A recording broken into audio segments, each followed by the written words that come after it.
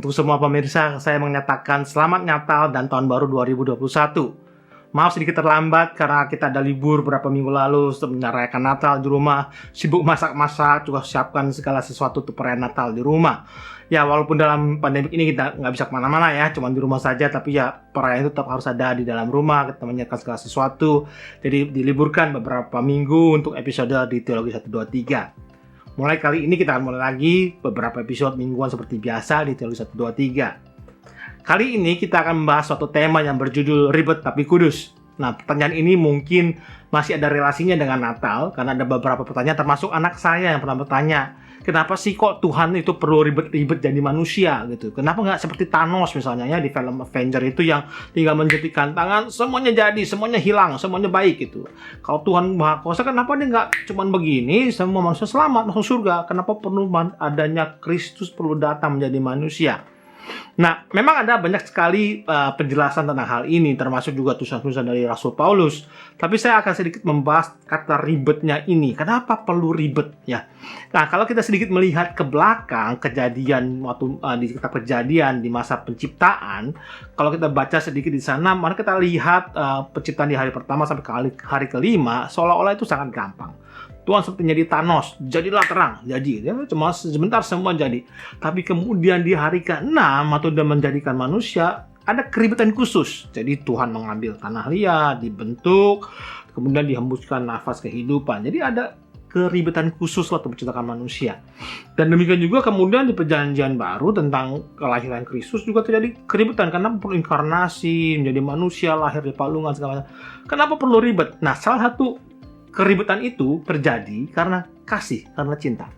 Perhatikan ini, kalau seandainya kita punya baby, kita punya anak ya, sama ibu nih yang baru punya anak, yang baru lahir, ya, itu akan sangat ribet kita. Wah, bayi pertama itu apa sedikit nangis, kita ribet sekali. Kita kasih, kita mencintai anak itu, kita akan merasakan terus mengurusi dia dalam keribetan yang indah ini. Saya bilang ya, saya punya anak dua, jadi saya pernah merasakan bagaimana tengah malam jam 3 pagi dia nangis, istri saya capek, saya gendong-gendong sambil nyanyi lagu dari lagu ABC sampai lagu yang nggak tahu apa dinyanyikan supaya dia tertidur.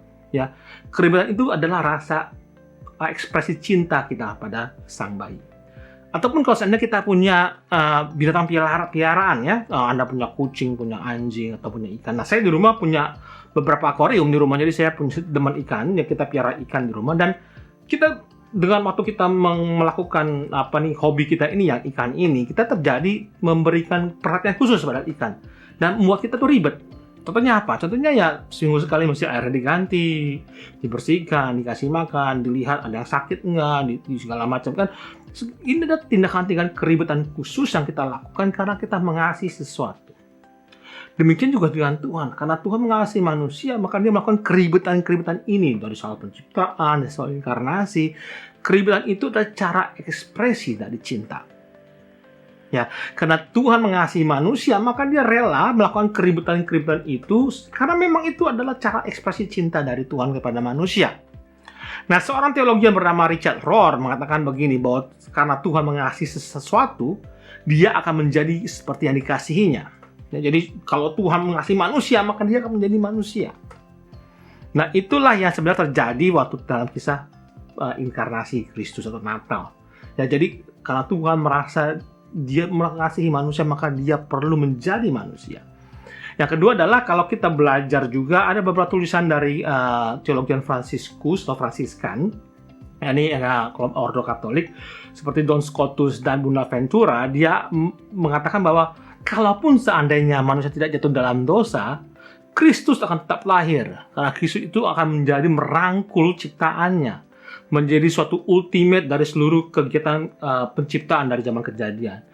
Jadi Kristus lahir karena dia hendak merangkul dan mengasihi ciptaannya. Jadi bukan seolah-olah Kristus inkarnasi menjadi dari Natal itu, perayaan Natal kita baru kita lewati adalah seolah-olah ada plan B-nya Tuhan. Jadi karena nih ada dosa, makanya Yesus mesti datang. Kalau nggak ada dosa, Yesus nggak perlu datang. Bukan seperti itu. Justru yang kalau dari kelompok Ordo Fransiskan ini, Don Scotus dan Bonaventura mengatakan bahwa walaupun tidak ada dosa, dia akan tetap datang sebab dia hendak merangkul umatnya. Demikian episode kali ini. Sampai jumpa di episode berikutnya. Tuhan Yesus memberkati.